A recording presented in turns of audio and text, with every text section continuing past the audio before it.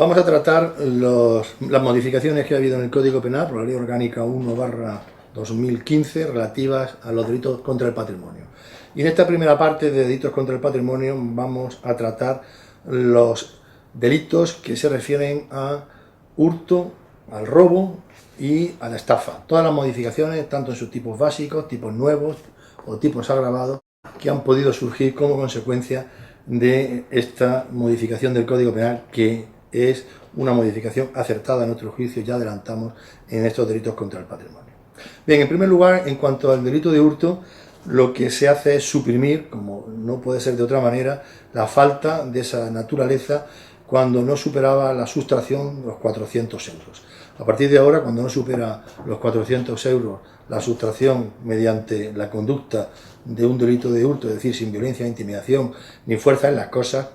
se convierte o se tipifica la misma como un delito leve, y delito que tiene la pena correspondiente a los delitos leves conforme al artículo 33 del Código Penal, y por tanto esa conducta no queda despenalizada, sino que pasa de falta al delito leve.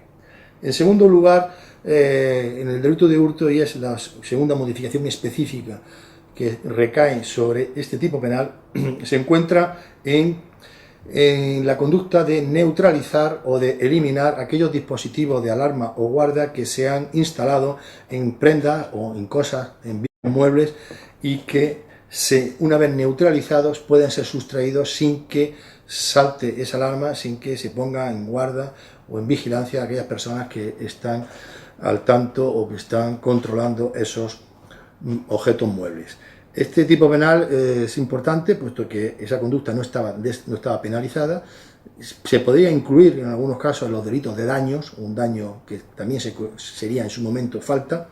pero no estaba castigada como un tipo agravado del delito de hurto. Actualmente esa neutralización o eliminación de los dispositivos de alarma o guarda en el delito, en las prendas que pueden constituyen una conducta de hurto, tiene como consecuencia esa agravación. Hay que diferenciar, y no perdamos de vista esta cuestión, lo que es la inutilización de sistemas de alarma o guarda en el delito de robo. En el delito de hurto estamos hablando de sustracción de bienes muebles y neutralizar esos dispositivos que están previstos para que no sean sustraídos en los objetos muebles. Las prendas de vestir, que es donde normalmente lo hemos visto en las grandes superficies o establecimientos de esa naturaleza, en los grandes almacenes hemos visto cuando todas esas prendas tienen precisamente para que no sean sustraídas y salte la alarma cuando se sale del establecimiento. Pero eso no es lo que está previsto en el delito de robo. En el delito de robo lo que está previsto es la inutilización de los sistemas de guarda o alarma para acceder a donde están esas cosas muebles, es decir, una vitrina que tiene una alarma o un lugar que tiene un sistema de protección de esta naturaleza. La inutilización de ese dispositivo constituiría un robo, pero cuando el dispositivo está en la propia prenda, en el propio bien mueble, entonces no se accede ni se inutiliza el dispositivo al abandonar el lugar, sino que simplemente se anula cuando está adherido a ese bien mueble. Por tanto, la distinción es nítida y clara. La primera conducta es un tipo agravado de hurto, la segunda sería un robo con fuerza en las cosas del número 5 del artículo 238 del Código Penal. Bien, ¿qué agravantes tenemos o aparecen en el Código Penal comunes a los delitos de hurto y de robo? Se echaban en falta algunas de estas circunstancias de agravación y sectores, colectivos dentro de la sociedad habían demandado, y la jurisprudencia del Tribunal Supremo, el que se castigasen más severamente para intentar, como derecho penal preventivo, el que no se cometiesen esas conductas delictivas. Y entonces, lo que se ha hecho tanto para el delito de robo como para el delito de hurto, en el artículo 235 se han incluido una serie de supuestos o unos supuestos de agravación de los que denominamos a petición social o que eran reclamados por la jurisprudencia y también por los colectivos que antes citamos. En primer lugar, se castiga más severamente tanto en el delito de robo como en el delito de hurto lo que son las sustracciones de cable de suministro eléctrico, de suministros públicos o privados de hidrocarburos o también de telecomunicaciones, todo lo que son instrumentos o lo que se utiliza para las telecomunicaciones, como puede ser la fibra óptica, que es conocido que tiene un valor. Las sustracciones de cables de suministro eléctrico era una conducta repetida que, bueno, que algunas veces hasta ha producido la muerte por electrocución de aquellas personas, o se han quedado electrocutadas las que han intentado sustraerlos, pero que el valor del cobre, que generalmente, o que lleva esos tendidos eléctricos, lo que se sustraía y se hacía, y con las consecuencias necesarias, hasta un punto en que en otros tiempos este delito fue constitutivo de estragos, que fue sustituido en el Código Penal del 95, pero ahora se ha constituido, o está, como un delito de hurto o robo agravado, por la importancia que tiene el sustraer los instrumentos, los cables o todo lo que son los hidrocarburos o las telecomunicaciones, los medios de telecomunicación. En segundo lugar, también se viene a castigar, y esto sí que era una reclamación en diferentes provincias o en casi todas del Estado español,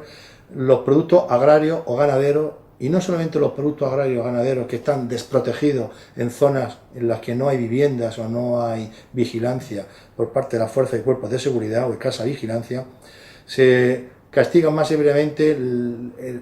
la sustracción, tanto por la vía del hurto como la vía del robo, de los productos, de robo con fuerza en las cosas, no con robo con violencia o intimidación, hay que aclarar estas circunstancias, tanto de los productos agrarios como ganaderos, como de los medios que se utilizan para que sea para cultivar o para obtener esos productos agrarios o ganaderos. Aquí el delito se agrava, tanto robo como hurto, como decimos, cuando se comete la acción dentro de la heredad, dentro del lugar donde se crían esos productos ganaderos, donde se cultivan los productos agrarios. E igualmente tiene que haber un perjuicio patrimonial o un perjuicio grave para la explotación agrícola o ganadera. El perjuicio patrimonial grave habrá que determinarlo en función de que se dificulta la continuidad de la explotación agrícola o ganadera y produce un quebranto apreciable en los rendimientos que obtiene esa persona, que le pueden dificultar en el obtener productos, en obtener medios para continuar y seguir con la explotación. Otra circunstancia de agravación está tanto para el robo como para el hurto, en el artículo 237, en el número séptimo, la relativa a la multirreincidencia. Existirá esta circunstancia de agravación cuando se hayan cometido anteriormente 3 delitos comprendidos en el mismo título, que no capítulo, título del Código Penal, y que sean de la misma naturaleza. Esta agravación nos parece mucho mejor y mucho más acorde que la que había anteriormente, más que agravación, la forma, la ficción jurídica de convertir las faltas de hurto, convertirlas en delito cuando se cometían 3 veces en un año. Ha desaparecido esa figura y se ha creado esta especie de multirreincidencia. También se agravan los delitos de robo en fuerza de las cosas y hurto cuando la víctima esté en una situación de desamparo, conducta deleznable y que merece una mayor sanción penal precisamente por esa situación de la víctima, cuando se cometa el robo o el hurto en una situación, en un accidente, cuando se haya producido una situación de alarma o un accidente y se aprovecha esa producción del accidente para cometer el delito, y bien también cuando exista un riesgo o un peligro para determinadas personas o para la comunidad en general. En esos supuestos de peligro se aprovecha la situación de peligro para esas personas que debilitan su defensa para la protección de su patrimonio y de lo que se aprovecha el sujeto activo para cometer el delito. Con esto terminamos lo que es las grabaciones de hurto y robo y también todo lo relativo al hurto. El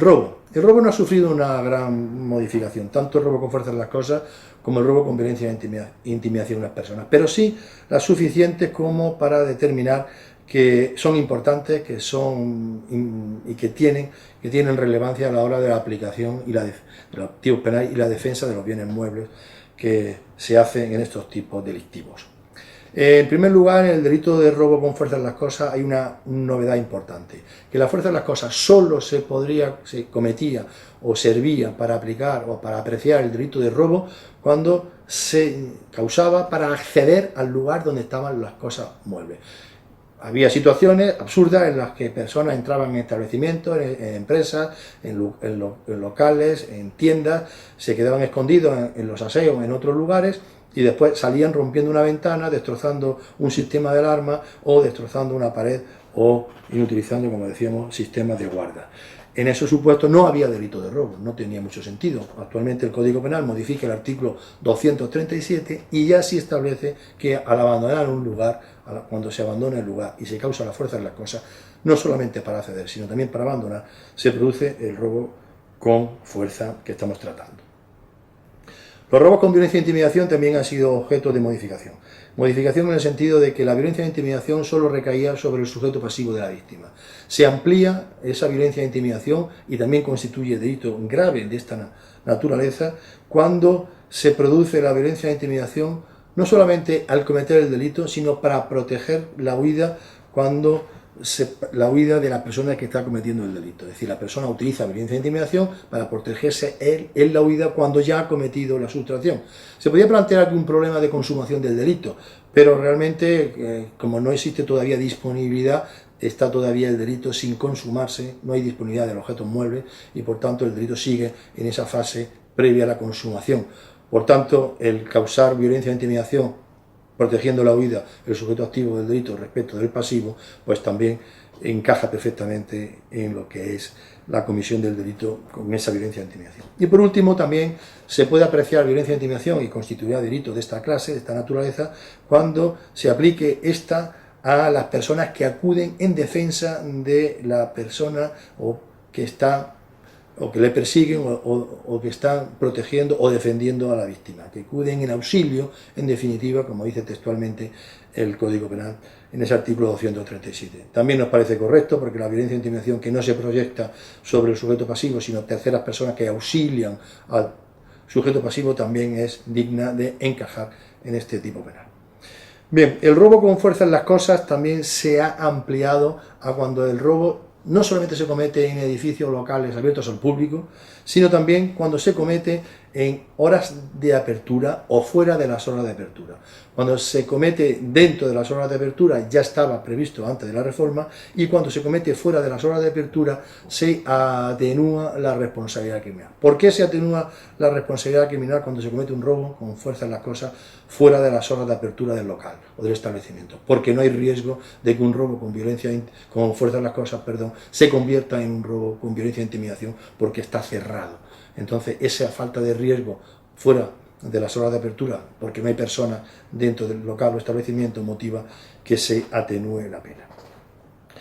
Por último, en los robos con fuerza en las cosas también, y creo que con buen sentido jurídico y de defensa de situaciones de grave riesgo, se condena o se agrava la conducta y se condena a aquellas personas que realicen o utilicen medios que podríamos llamar contundentes o medios de gran brutalidad en la comisión del delito, como son, y dice la exposición de motivos de la ley orgánica que modifica este artículo del Código Penal, los butrones o los alucinajes. El alucinaje es evidente que utilizar un vehículo para romper un escaparate, introducirse en un local y llevarse todo lo que hay dentro constituye una conducta de robo con fuerza en las cosas y además una conducta pues contundente, una conducta brutal que merece una mayor sanción penal. Igualmente se produce cuando se agrava la conducta también el delito de robo con fuerza de las cosas, cuando no el medio es brutal o contundente, sino también cuando los daños para sustraer los bienes muebles ajenos son también importantes o son de especial consideración. Aquí se podría decir que cuando se pueden causar unos daños menores y se causan unos daños mayores, la conducta también merece una agravación. Por último, en cuanto al delito de robo con violencia e intimidación, también se agrava no solamente cuando se comete en locales abiertos al público, cuando en casa habitada, sino que se amplía a locales abiertos al público, o a edificios o locales abiertos al público y a sus dependencias. Esta agravación no estaba prevista antes de la reforma, solo se castigaba el robo con violencia e intimidación en casa habitada, lógicamente, es importante esa conducta, peligrosa esa conducta. Aquí ahora la reforma del Código Penal se amplía también a cuando la violencia o la intimidación se produce en locales o edificios abiertos al público en sus dependencias. En esos locales abiertos al público también puede haber personas, puede haber terceros que sufran esa violencia, esa intimidación y por tanto el lugar donde se realiza motiva la agravación. Por último, dentro de este grupo de delitos contra el patrimonio o el orden socioeconómico tenemos las estafas. Las estafas no han sido prácticamente en nada modificadas. solamente se ha modificado la estafa, lo que ha pasado de ser un delito, una falta de estafa por la cuantía hasta 400 euros a un delito leve de estafa como consecuencia de esa derogación del libro tercero de la parte especial del Código Penal. Se agravan las estafas de una manera novedosa cuando se llega a la cuantía de 50.000 euros o cuando afectan a un número elevado de personas. El Código no cuantifica, o mejor dicho, no determina qué se entiende por número elevado de personas. Habrá que acudir a la jurisprudencia de los tribunales para determinar cuántas son ese número elevado de personas. Nosotros hemos señalado unas 20 personas aproximadamente, alrededor de 20 personas. Cuando la estafa afecta a 20 personas, creemos que se puede aplicar esta grabación. Ya es un número elevado de personas. No estamos en presencia de un delito masa, en el delito masa hay un número indeterminado e inconcreto de personas que son los sujetos pasivos de la estafa. Aquí no tenemos esta situación. Bien, por último también se agrava el delito de estafa cuando se hubiesen cometido anteriormente 3 o más delitos del mismo capítulo del que estamos tratando y no del mismo título como hacíamos referencia en el delito de hurto o robo con fuerza de las cosas. Por tanto, la comisión anterior de 3 delitos de esta naturaleza del mismo capítulo motiva la agravación del delito de estafa. Y por último, con esto terminamos, se agrava también de mayor manera, más elevadamente la pena, cuando se comete la estafa en bienes que superan los 250.000 euros. Cantidad importante respecto del sujeto pasivo, que puede crear un quebranto en su economía, a pesar de que pueda ser una persona jurídica, pero que entendemos adecuado que se agrave de esa manera una pena superior a la ya agravada, podríamos llamar una segunda agravación, cuando se llega a los 250.000 euros.